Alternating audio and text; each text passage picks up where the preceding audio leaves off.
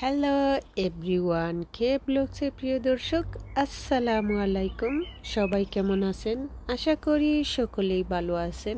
আল্লাহর রহমতে আমিও ভালো আছি। কে ব্লগসের আরেকটি নতুন ব্লগে আপনাদের সবাইকে জানাই স্বাগতম। আজ সোমবার বিকাল 4:30, 30 জুন 2025। তো আজকে আমি আপনাদের সাথে কিছু টিপস শেয়ার করব, আর কিছু দুঃখের জিনিসটা আমি আপনাদের সাথে শেয়ার করব। ওই যে কথায় বলে না যে কারো পুষ মাস আর কারো সর্বনাশ, তো সবার হচ্ছে পুষ মাস আর আমার সর্বনাশ। তো আজকে আমার কি সর্বনাশটা হয়েছে আমি আপনাদের সাথে এই দুঃখর জিনিসটা শেয়ার করব। আপনারা যদি আমার সাথে শুরু থেকে শেষ পর্যন্ত ভিডিওটি দেখেন তাহলে বুঝতেই পারবেন যে কি এমন হয়েছে, আমার এত দুঃখ লাগছে। আসলে খুবই খারাপ লাগছে, মনটা খুবই খারাপ, যে ভিডিও করতে ইচ্ছা হচ্ছিল না আজকে। তো তারপরেও ভাবলাম যে একটু টিপস আপনাদের সাথে শেয়ার করব, যেহেতু আমি আমার নাগামরিচ গাছে এই পর্যায়ে এসে জুন মাসে আমি কি সারটা, গড়ে রাখা জৈব সারটা ব্যবহার করব, দিব একটু। তো চিন্তা করলাম আমার ভিউয়ার্সরা যারা মরিচ গাছ পছন্দ করেন, যারা নাগামরিচ গাছ পছন্দ করেন, তারা অনেকেই আমাকে কমেন্ট করেন আমি গাছগুলাতে কি সার দেই। তো পুরা আপনারা যে স্কিপ করেন ভিডিওটা, সেই জন্য আপনারা দেখতে পারেন না।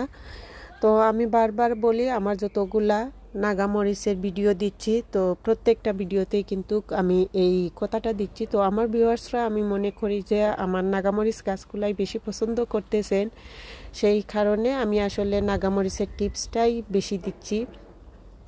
তো আসলে গার্ডেনে তেমন বেশি গাছ হয়নি, যেইগুলাই হয়েছে আলহামদুলিল্লাহ। তবে আজকে যে ঘটনাটা ঘটেছে এটাই খুবই খারাপ লাগতেছে আমার। তো আমি এখন আপনাদেরকে দেখাবো যে নাগামরিচ গাছে আমি কি জৈব সারটা দেব। এই যে নাগামরিচ গাছগুলোতে মাশাআল্লাহ অনেক ফুল আসছে এবং নাগামরিচ তো আসছে। তো প্রত্যেকটা দিনই আমি আপনাদের সাথে এইগুলাই শেয়ার করতেছি। তো যেহেতু আপনারা A to Z আপডেটটা পান, টিপসগুলা পান, সেই কারণে আমি আমার গাছগুলাতে যাই করি না কেন এভরিডে সব কিছু কিন্তু আমি আপনাদের সাথে A to Z দেখানোর চেষ্টা করি, যে শুরু থেকে শেষ পর্যন্ত আমি গাছগুলাতে কি কি করি এবং কিভাবে করি। প্রত্যেক দিন আমি এই গাছগুলার যত্ন কিভাবে করি। তো আমি প্রতিদিন বিকালে যখন বাইর হই আমার গাছগুলাকে একটু পানি দিব, তারপরে গাছের যে প্রবলেমগুলো আছে এগুলো আমি ঠিকঠাক করে দিই। যে গাছগুলাতে বড় বড় পাতা হয়েছে এগুলা কিন্তু আমি সাথে সাথে পরিষ্কার করে কেটে দিয়ে রাখি, যাতে গাছটা জুফ না বাঁধে, বড় না হয়। সেই কারণে আমি সব সময় এই মরিচ গাছে বড় বড় পাতাগুলা ভেঙে দেই। তো এগুলা তো আপনারা প্রত্যেক ভিডিওতেই দেখতে পারেন যে আমি কিন্তু মরিচ গাছের A to Z আপডেট দিতে আপনাদের চেষ্টা করি, যেহেতু আপনারা পছন্দ করতেছেন সেই কারণে। তো আজকে আমি বাইর হয়ে এই গাছগুলার যে বড় বড় পাতাগুলো আছে এগুলো আমি কাটছি, তারপরে আমি গড়ের যে কিচেনের জৈব সারটা আমি দিব। তো এই জৈব সারটাও আমি আপনাদেরকে দেখাবো কিভাবে আমি এই গাছগুলা লাগানোর পর আমি কিভাবে আবার জৈব সারটা ব্যবহার করব। আসলে এই গাছগুলা যখন গড়ে ছিল তখন কিন্তু আমি জৈব সারটা দিতে পারিনি মরিচ গাছগুলাতে, যেহেতু গড়ের ভিতর, তো জৈব সারটা গড়ের ভিতর দিলে পোকা হয়ে যাবে, তারপরে মাছি হয়ে যাবে, সেই কারণে এই মরিচ গাছগুলাতে দেওয়া হয়নি। তবে লাউয়ের যেই গাছগুলো আমি বাহিরে করেছিলাম, অন্যান্য গাছগুলা বাহিরে করেছিলাম, সবগুলাতে জৈব সারটা আমি দিয়েছি, আপনাদেরকে দেখাইছি। তো মরিচ গাছগুলো দেওয়া হয়নি। এখন আমি মরিচ গাছগুলাতে এই জৈব সারগুলা একটু একটু করে জমা করে দিচ্ছি। তো এইখানে আমি কিন্তু ছোট মাছের যে মলা মাছের মাথাগুলা রেখে দিয়েছিলাম, তারপরে আমি আম খাইছি, আমের খোসাটা রেখে দিয়েছি, আলু খাইছি, আলুর খোসাটা, ডিমের খোসা, চায়ের পাতার খোসা। তো এগুলো আমি এখানে সব কিছু এখানে মিক্স করে তারপরে আমি এই নাগামরিচ গাছগুলার শিকড়ে কিভাবে আমি দেব।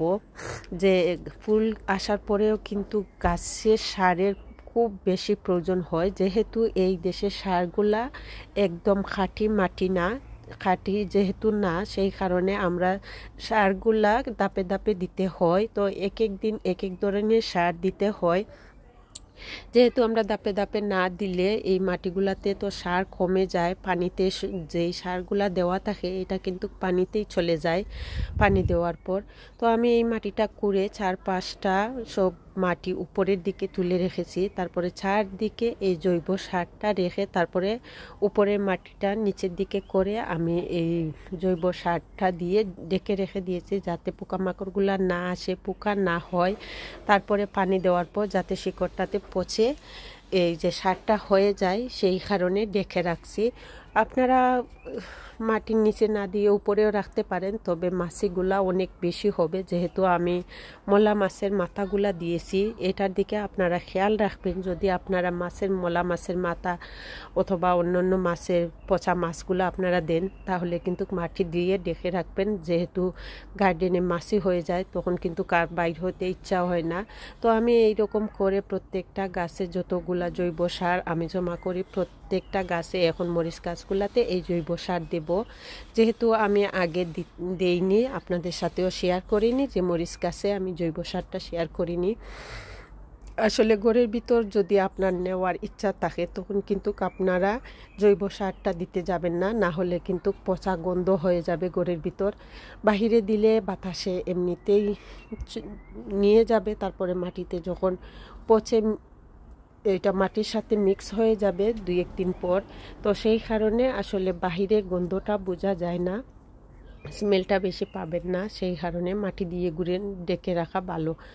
তো আমি এইরকম করে আমার এই গাছগুলাতে দিয়ে তারপরে আরেকটি সার আমি দেব, যেই সারটা মাটিতে দিলে প্রায় 6 মান্থের মতন এই সারটা আমি দেব। এটা কিন্তু 6 মাস এই সারটা মাটির মধ্যে সার থাকে। এই সারটা দিলে আপনারা খেয়াল করে রাখবেন যে আমরা বিএনকিউ অথবা অন্য অন্য গার্ডেন সেন্টারে গেলে কিন্তু যে গাছগুলো আমরা কিনে নিয়ে আসি এই সারটা কিন্তু ওনারা বেশিরভাগই ইউজ করে থাকে যাতে মাটিটাতে সারটা প্রয়োগ থাকে, ভালো থাকে মাটিগুলা, সেই কারণে এই সারটা দেয়। যেহেতু আমরা পানি দেওয়ার পর সারটা মাটিতে যেই সার দেওয়া থাকে এটা কিন্তু অলরেডি চলে যায়, আর মাটিটাও আমরা যখন কিনে নিয়ে আসি এই সারটা কিন্তু দেওয়া থাকে। তো আমার কাছে মনে হয় এই সারটা গাছের জন্য বেস্ট, মাটির জন্য, মাটিগুলা ভালো রাখার জন্য আসলে এই সারটা ভালো। তো এই পর্যায়ে আমি কিন্তু এই সারটা একটু বেশি দিছি। এই সারটা কিন্তু কম বেশি গাছের মধ্যে হলে গাছগুলা যে মরে যাবে এইরকম কিছু না, যারা নতুন গার্ডেনার তাদের জন্য ভালো, এগুলা কিন্তু কোনো ক্ষতি হবে না। আপনারা এইরকম এই সারটা দিতে পারেন, এটাতে কোনো প্রবলেম হয় না।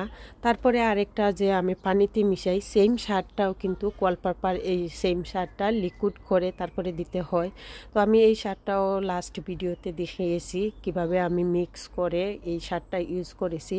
তো লাস্ট ভিডিওতে যখন দেখিয়েছিলাম তখন কিন্তু আমি লিকুইডটা ইউজ করেছি। তো দেখা গেছে যে এই পর্যায়ে গাছগুলা মাটির মধ্যে কিন্তু বাড়তেছে না, গাছগুলা আর এক জায়গাতে থেমে যাচ্ছে। তো সেই কারণে আসলে কিছু জৈব সার দেওয়ার প্রয়োজন হয়। তো আমি জৈব সারটা দিয়েছি। আসলে আমি অনেক কথা বলতেছি একাই। তো আরেকটা কথা আমি আপনাদেরকে বলে দিই, যারা এতক্ষণ ছিলেন আমার সাথে আমার কথাগুলা শুনছিলেন, যারা কষ্ট করে আমার ভিডিওগুলো দেখছেন তাদেরকেই বলি, যারা এই পর্যন্ত ছিলেন আমার চ্যানেলটাকে এখনও পর্যন্ত সাবস্ক্রাইব করেননি আমার চ্যানেলটাকে সাবস্ক্রাইব করে পাশে থাকা বেল বাটনটি অন করে রাখবেন যাতে আমি ভিডিওগুলো আপলোড করার সাথে সাথে আপনার কাছে পৌঁছে যেতে পারে। আর যারা তো সাবস্ক্রাইব করেছেন আমার ভিডিওগুলো দেখেন সবাইকে অনেক অনেক ধন্যবাদ। এই যে আমার মরিচ গাছগুলাতে মাশাআল্লাহ অনেক সুন্দর ফুল আসছে, কি সুন্দর ফুল আসছে। আসলে আমি একতরফায় কথা বলে যাচ্ছি, আসলে কথাই বলে যাচ্ছি। অনেকেই বলতে পারেন যে আমি অনেক বেশি কথা বলি। তো এতক্ষণ যারা ভিডিওটিতে দেখছিলেন লাইক দিতে খেয়াল নেই অথবা ভুলে গেছেন, লাইকটা দিবেন প্লিজ। লাইকটা দিয়ে তারপরে আমাকে কমেন্ট করবেন যদি আমার কাছ থেকে আপনাদের কোনো কিছু জানার থাকে অথবা কোনো ধরনের ভুল ত্রুটি থাকে, অবশ্যই আপনারা আমাকে কমেন্টের মাধ্যমে যোগাযোগ করতে পারেন। তবে আজকে এই এতটুকু ছিল, যদি আমার কথাবার্তায় কোনো ভুল ত্রুটি হয়ে থাকে অবশ্যই আপনারা ক্ষমা দৃষ্টিতে দেখবেন।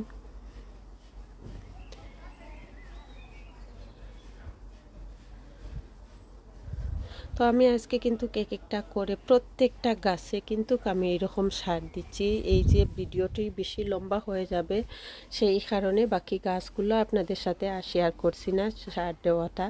জাস্ট আমি মরিচ গাছে দিচ্ছি। এই যে বললাম কারোর জন্য পুষ মাস আর আমার জন্য সর্বনাশ। এই যে আমি এই বছর অনেক কষ্ট করেছি যে লাউ গাছ তোলার জন্য প্রায় 3-4 প্যাকেট বিচি আমি ছাড়া করেছিলাম, কিন্তু একটাও উঠাইতে পারিনি। তো 2-1টা গাছ উঠেছিল, 2-1টা গাছের মধ্যে এই অবস্থা হয়েছে আমার লাউ গাছটা। তো কী কারণে এই লাউ গাছটা মরেছে আমি এখনো পর্যন্ত বুঝতে পারিনি যে কী কারণে হঠাৎ করে কেন যে এমন হলো। আসলে আমি খুবই আপসেট। তো কিছু করার নেই। আজকে এই পর্যন্ত ছিল বন্ধুরা, আবারও নতুন ভিডিও নিয়ে আপনাদের সাথে কথা বলতে আসবো। বাই, আল্লাহ হাফেজ।